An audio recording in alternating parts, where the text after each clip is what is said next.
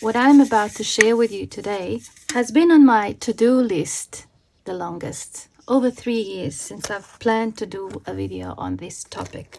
And I'm so happy that I'm finally doing it. And this video is about recycling aluminium cans, such as beer and soda cans, and creating various little embellishments and charms for my journals, all to use in mixed media projects.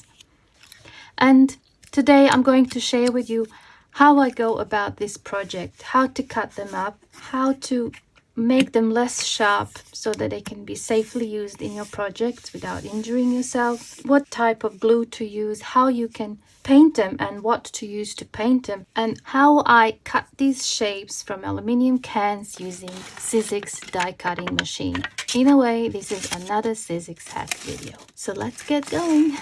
Hi everyone, it's Dragana from Saacibo. Welcome and welcome back to my channel.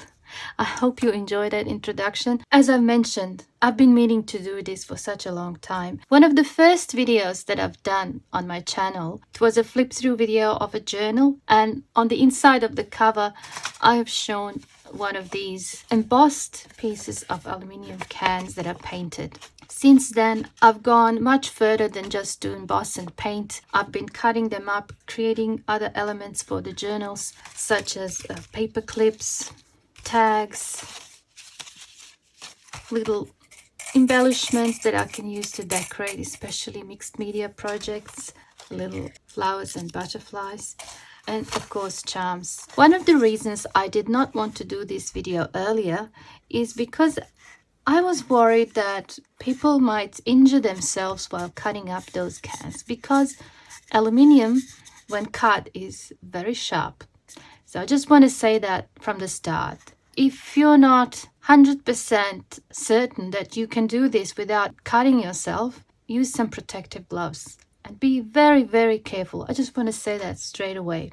First of all, once you finish your drink, you need to rinse or wash the can if possible and let it dry a little bit, or just have something on the surface in case there's any liquid still left, and any aluminium cans will do. Okay, so I like to start like this. I just take a knife and I start cutting off from here. Okay, so you just go in.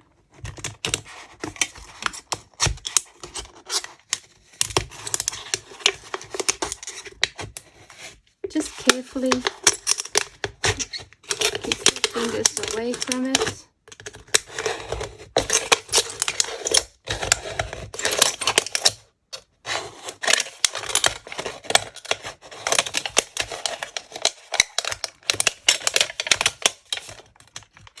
Like that.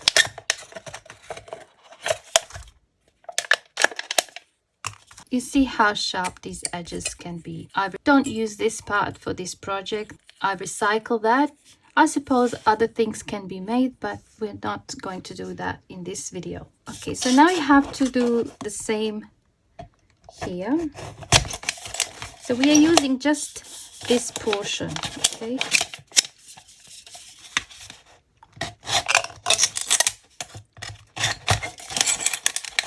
The part that we can flatten.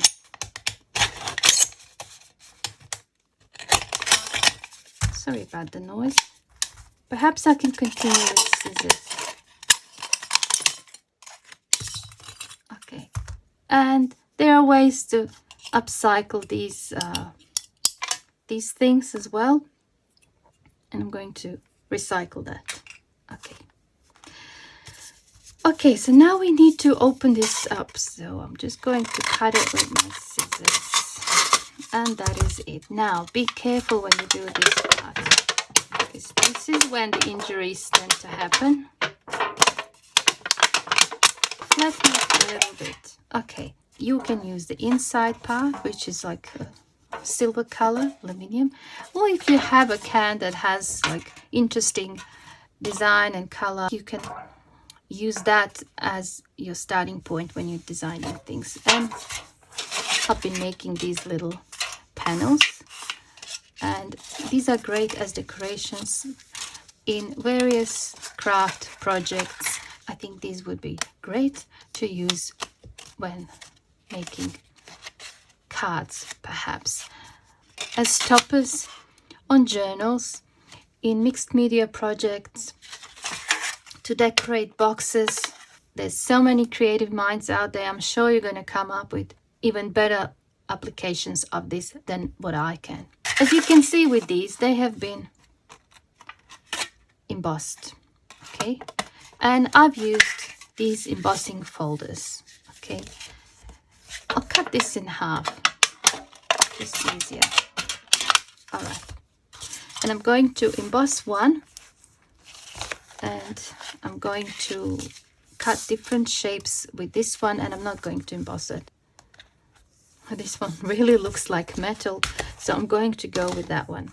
So what you do is you have to figure out which way to place it, and this black side shows me that these parts are going to be raised, so I'm going to place that because I want the raised parts on this side. All right. Again, be very careful when you do this. Okay. Now let's get the scissors. Okay, here's my scissors. I don't need this adapter plate because these are quite thick. So I'm just going to put this big one and those two and just push it through.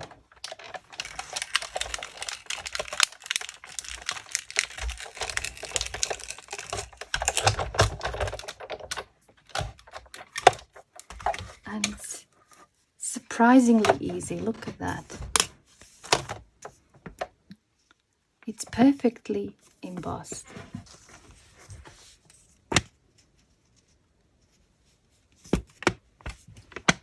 Okay, so that's how you emboss. Now I want to show you how I cut. And I'm going to have to put that one back in. Before I start cutting, I just want to share this with you, how I actually came about this. I've read somewhere that if you cut aluminium foil with your scissors, you will make your scissors sharper. And I had some thin dies that were kind of blunt, and I thought if there was a way to make them sharper. So I thought I will just cut up some aluminium cans and try to cut them with these to make them sharper. And that's when I realized I can actually create things with this, not just to sharpen my dies, but to cut little shapes that I can later on use in projects. I'm going to cut some flower shapes from these areas because I really like that there. So definitely some flowers. And it's a good idea to secure perhaps with a little bit of washi tape or masking tape, because metal on metal tends to just slide everywhere. Oh, let's make a button. Why not? And this one, yeah, put that one there. Okay, let's just cut this and then we'll turn it the other way around and cut some more. Okay, so you just do like you would normally cut anything. And the reason I prefer to do these with scissors die cutting machine is because the edges are a little bit less sharp than if I was using just scissors or knife. This is a very thin metal, and when you take things out, have to be careful not to tear it. Actually, it can tear.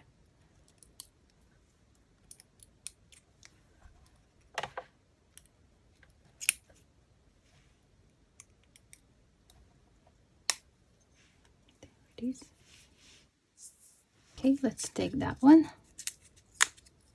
Nice.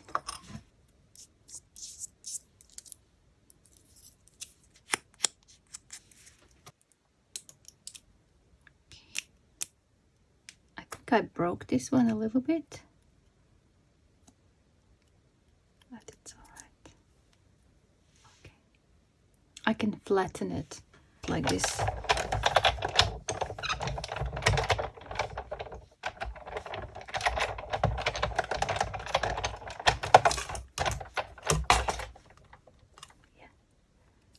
It's a little bit better, isn't it? So we have those three. Okay. So you can cut any shape that you have. I liked to use these for the charms that I've shown you earlier. For these ones, I've cut some with aluminium, and then I cut some with recycled cardboard and glue them together, and that way these edges are not sharp anymore. You know, if it was just aluminium, it might have been very sharp. I think these are interesting to use. Perhaps these little keys as well. That one would be fun. Maybe I'll do that one from this. Bend this a little bit. Again, the whole time you work with this, just be very careful. You can make little stars. Let's just cut some. Okay.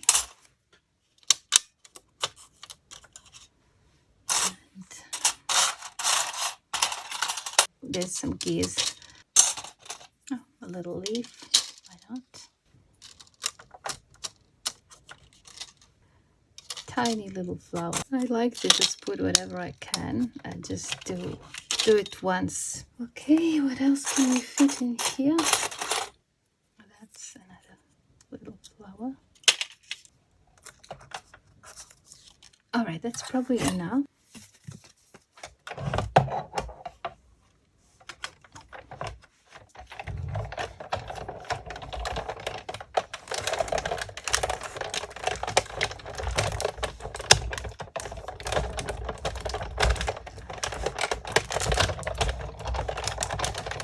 What's really amazing to me is that my scissors cuts these aluminium shapes easier than the paper ones. It's just really interesting. Everything just comes out immediately. Let's have a look at the little star. Oh, we can cut a lot of these shiny little stars. Let's see. There's the leaf.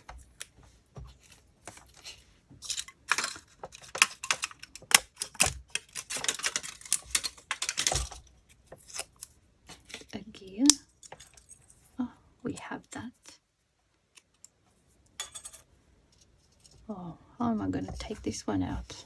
It doesn't have a hole there. You have to just pick somewhere and try to get it out. To get that one out. Okay, let's have a look here. Nice. I just do this where these little holes is, just to help it get out of the shape, to lift it up a little bit. Hopefully it will work. Yeah, and just peel it off slowly so it doesn't break. There it is. Oh, I would love to make this one look rusty. Nice. We have a little flower and another one. These didn't seem to cut properly. It was on the side. You can choose to run through once more. Okay, and there's the leaf. I think the leaf turned out really good. This one was a bit harder to take out, but I used this to push it underneath.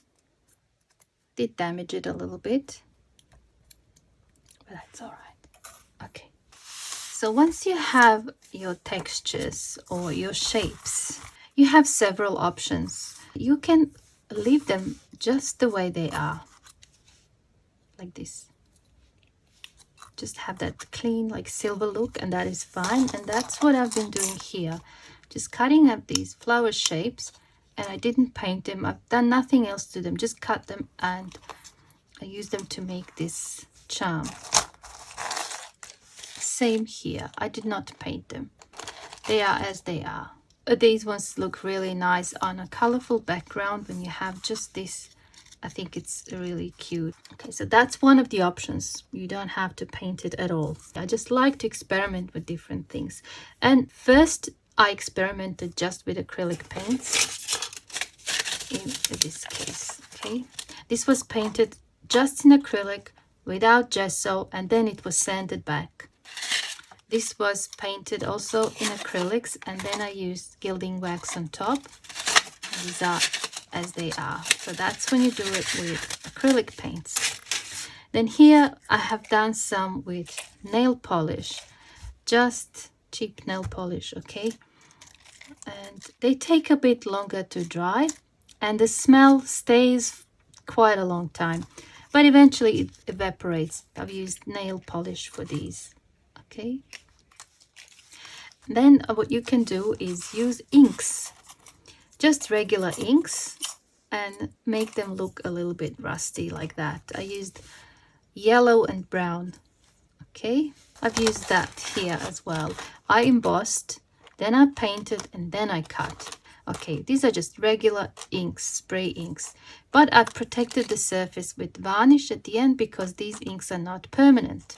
This is also done with nail polish. Okay, these ones here were painted with alcohol inks, and I really love this because you get the results really fast, almost no drying time. Alcohol inks dry in seconds, so I really love it. I suppose you can use alcohol markers as well. So I'm going to show you on one example each of these techniques. I'm going to show you acrylic technique on this one because it is big. Okay, you can use brush or you can use a sponge. I think it's just easier with this one. And I'm going to go with just brown. And this turquoise. I'll just blend that.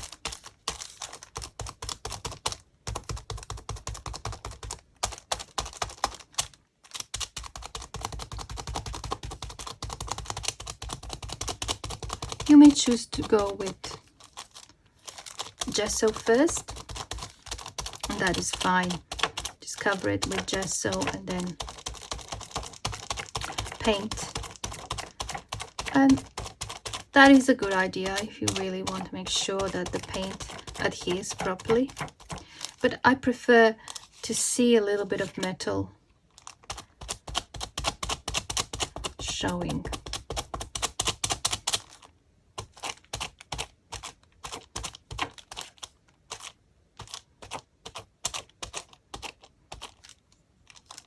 I don't want to take the shine away completely. Okay, just that. So I'm gonna let that dry a little bit. That's how you do it with acrylics, and then once it dries, you either use gilding wax on top or you sand the surface. So we'll try a little bit on half. Okay, I'm gonna do alcohol inks on these ones. I'm going to go with this blue, red, orange, and just brown. And if you have one of these, that's great. If not, you can just use this. But when you inhale, move it away from your project, otherwise you'll inhale all the fumes. Okay, so I'm just going to put a few drops and then blow.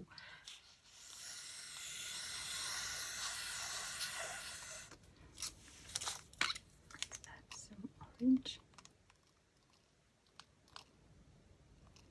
It's amazing how quickly the alcohol inks dry.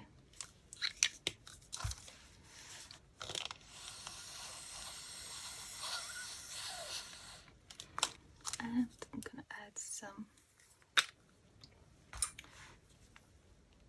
blue.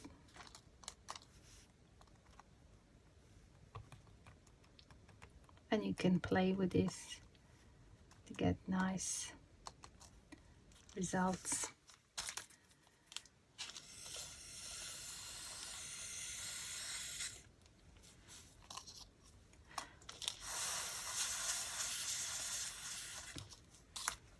I'll just add a little bit more brown. I love it. Just here.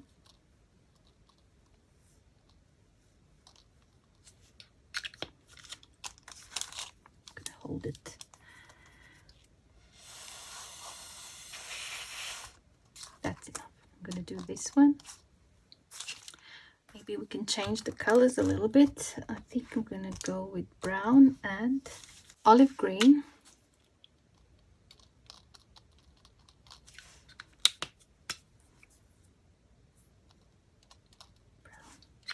Let's see what that does to it. Just hold it.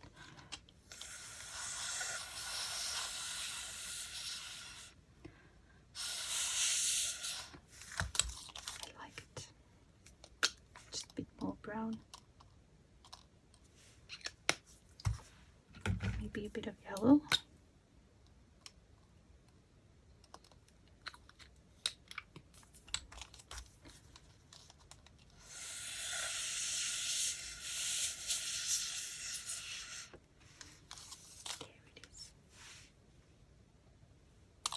That one. There's this one. So you can see better like that. Okay, so we've done acrylics, we've done alcohol inks. Let's do some with nail polish. And I have a few here that I've cut earlier because I didn't want to spend all video just cutting. So I'll cut up a few. Maybe I'll do nail polish on those two, the butterfly and the star.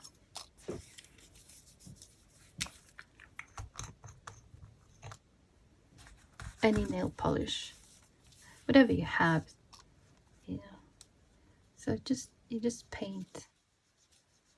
And I like to use like a lot of paint to make them really thick, and I especially concentrate on the edges, because another thing with painting with nail polish is you're actually making these edges softer, and you can play with different colors.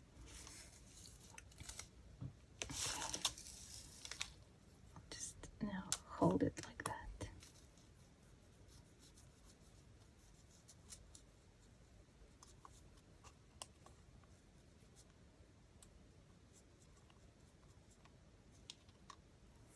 We'll just let it dry.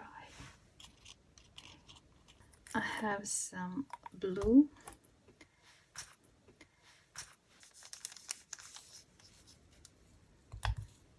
Do that. It's really good with nail polish is because it doesn't dry so fast. You can even play with a marble effect and let the colors mix. I'm just gonna add some white. Just a big amount.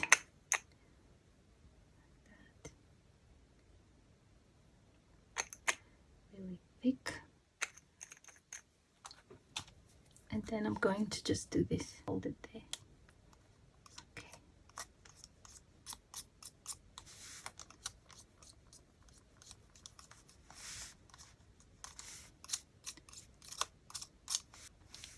I'm going to add a little bit more white in the middle.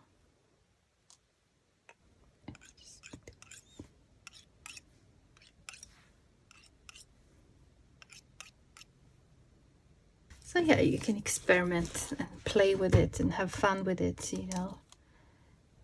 I think that's cute stuff. Okay, now I said I want to show you how to create that effect. And for that, I use just regular inks. I use this brown and yellow, and this does get a little bit messy. I'm going to show you on this example.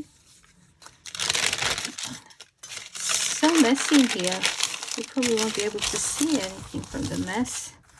So I'm going to do that. And these are water-based inks, not alcohol inks. You can spray, but I've tried with spraying and it's just a lot of mess. As you can see, they don't really stick stay on, they tend to collect in certain areas because these inks are not permanent inks, so it's a little bit harder to do. The drying takes a bit longer. I've tried to use real rust border on these, and I left some in rust for like 2 or 3 days and nothing happened. They didn't go rusty. So I'm not gonna do that again. Maybe it would eventually after I leave it for like 2 weeks, but you know, I think it's much quicker with just inks. Okay.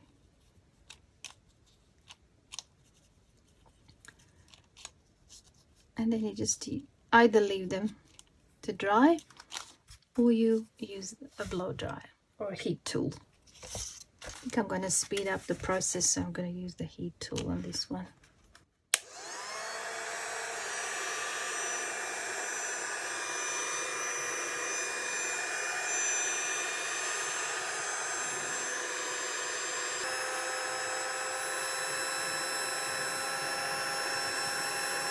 I wouldn't recommend using heat tool with nail polish because nail polish is highly flammable. So you might start a fire or your paint might start burning. So better let it dry naturally. 15 minutes, half an hour, whatever it takes. That's dry now. So on one half, I'm just going to use this sanding block.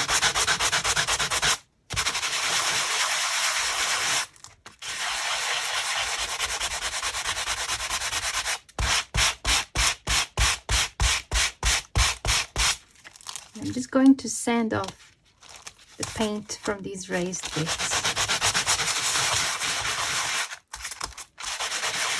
For this to work, your paint has to be really dry.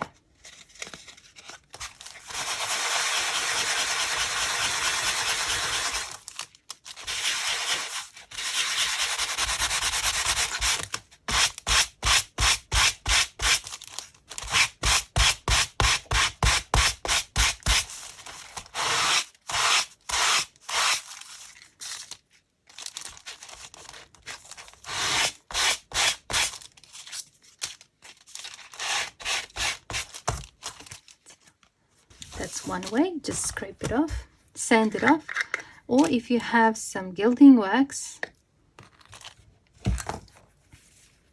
just use this rag and put some on and then just go like that.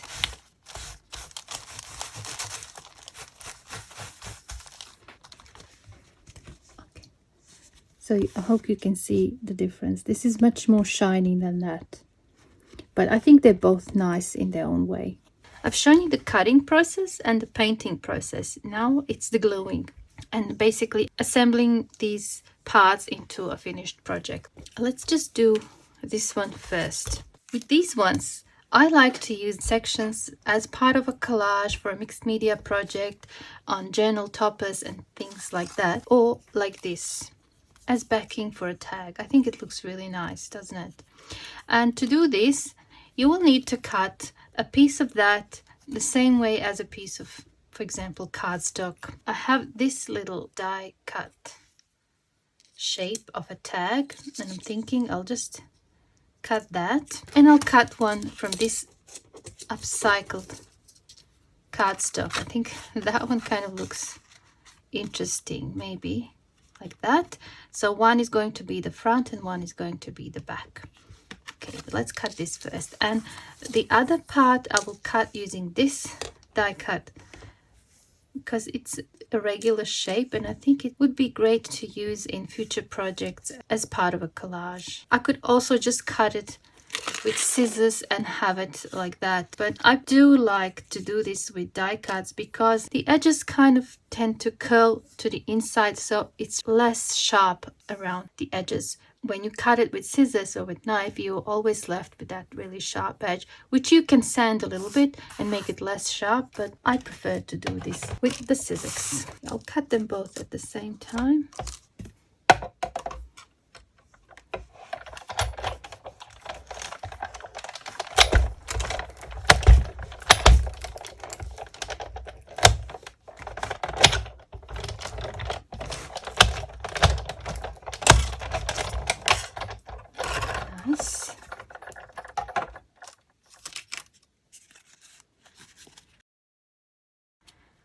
I love it.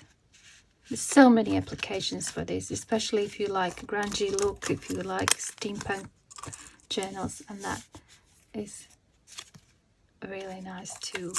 And I still have that piece left that I can use, maybe cut smaller shapes or one of these, something like that. And I want to cut this other part.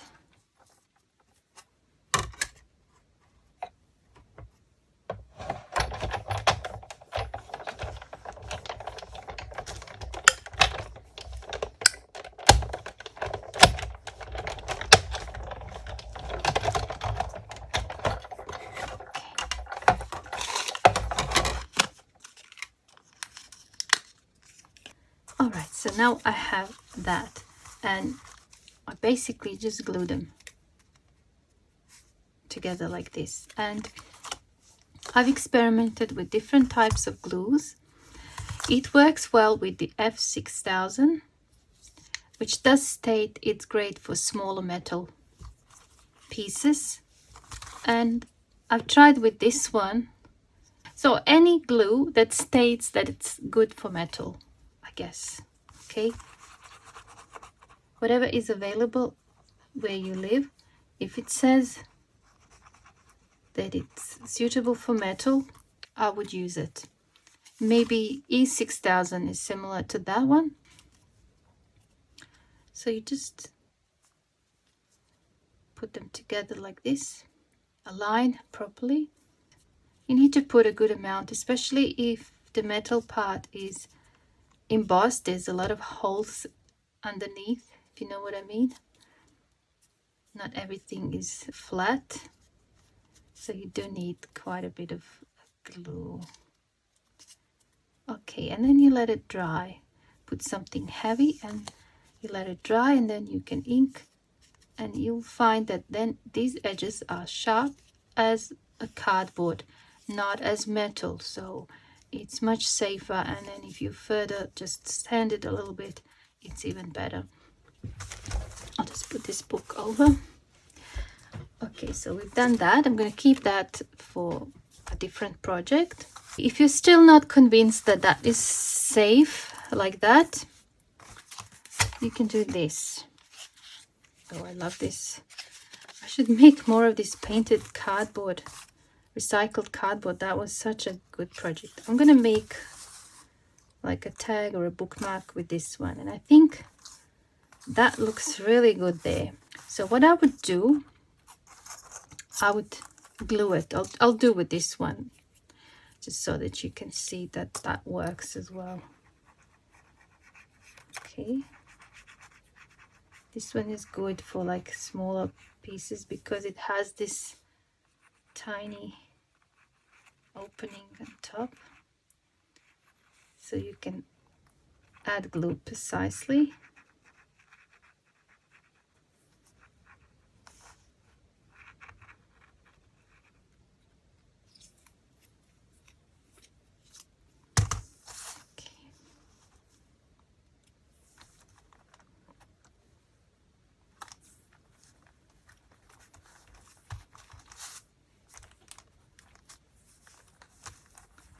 You have to hold it for a little bit because the metal has tendency to curl up, and it's really important that it's pressed down firmly while the glue is drying. So just hold it like that. What I like to do with these, I add the glue and then I run it through the scissors again to basically press it into the cardstock, and almost becomes part of it. It becomes flat with the surface, so there's no way of you catching onto these metal parts. I like to put a piece of cloth over some of my unsuccessful eco prints. Just like that. And I just go like this.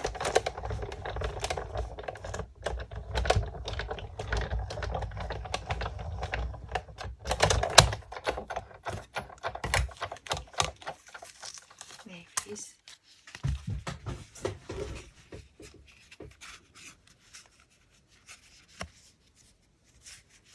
As you can see how flattened it is, and it has become almost a part of that. Look at that. You can't really tell that it's not the same level. So I've shown you how to do that. In this case, I didn't even glue it to the surface because what's underneath is wider, so it's not like the edges are really exposed, and it has some 3D effect, and I like it. I'll use this flower. I have those two round ones also cut from recycled packaging. Actually, I'll put it on this one. All right, so what I did, I used a brad. I punched a hole through the middle here, like that. And then I used one of those tiny brads. Put it through, and I secured it on this side. Put it up. Okay. So it's not going anywhere. It's held in place by this brad. And then you simply take this other one and glue, and you hide that.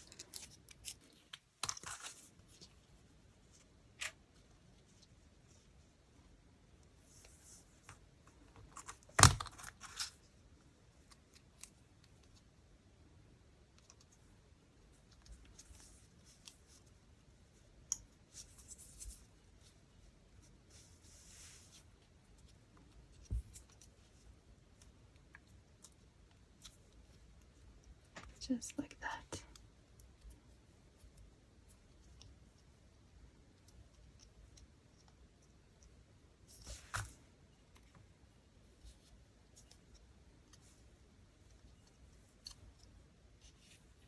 Okay. And you can put it underneath something heavy to press it down a little bit. And one more thing you can do, if you don't have brads, you don't want to mess with glue, you can also use your sewing machine to attach. And I have a few examples here. This one was attached with a sewing machine. Okay, this one as well. It was glued and then stitched on the sewing machine. And this butterfly here, as you can see, I've just done like a V shape. So it serves as butterfly antennas and also to hold it in place. That's if you want to have that 3D look. Perhaps we can do that here.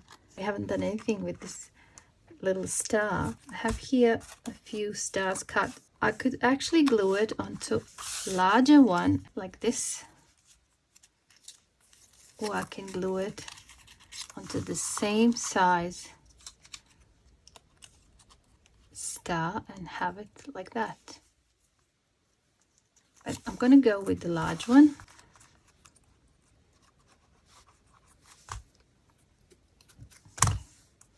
Just going to spread this glue a little bit.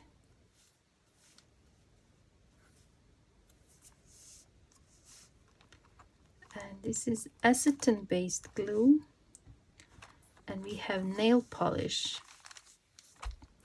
So be careful not to touch it because you might erase your nail polish on the star there.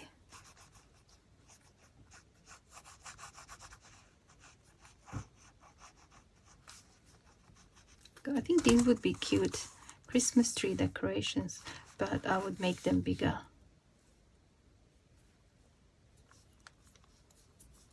And also a simple shape such as this one, it can be done without scissors. Let me just add some of this paste around the edges.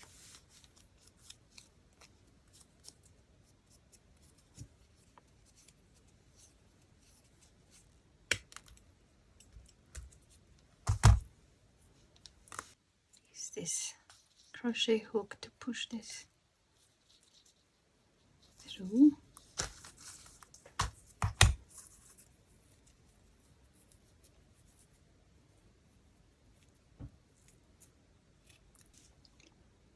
A little Christmas tree decoration.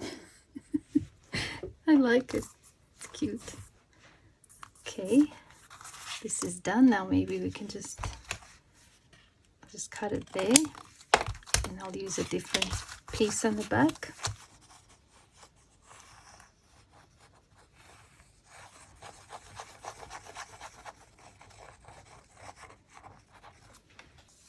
Oops. Almost glued it to the wrong side.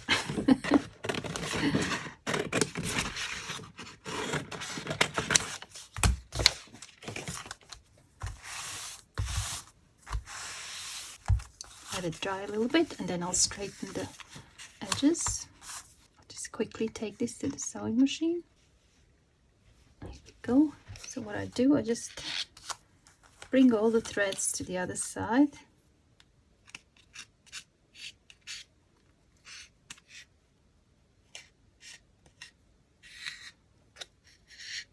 Like that.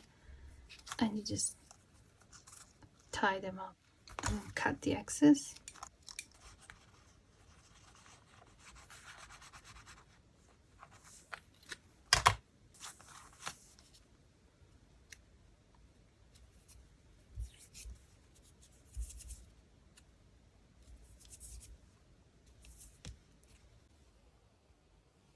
Let's have a look here. Maybe we can add a little bit of ink here just to round it up. You can cut out some words from a book, phrases, and glue on the back. Would be nice. Ink here as well. I'll just use this because it's here.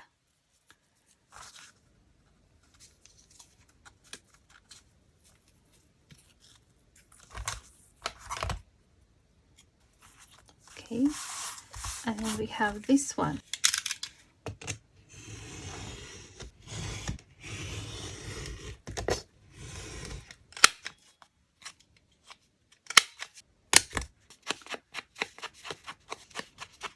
That one's done too.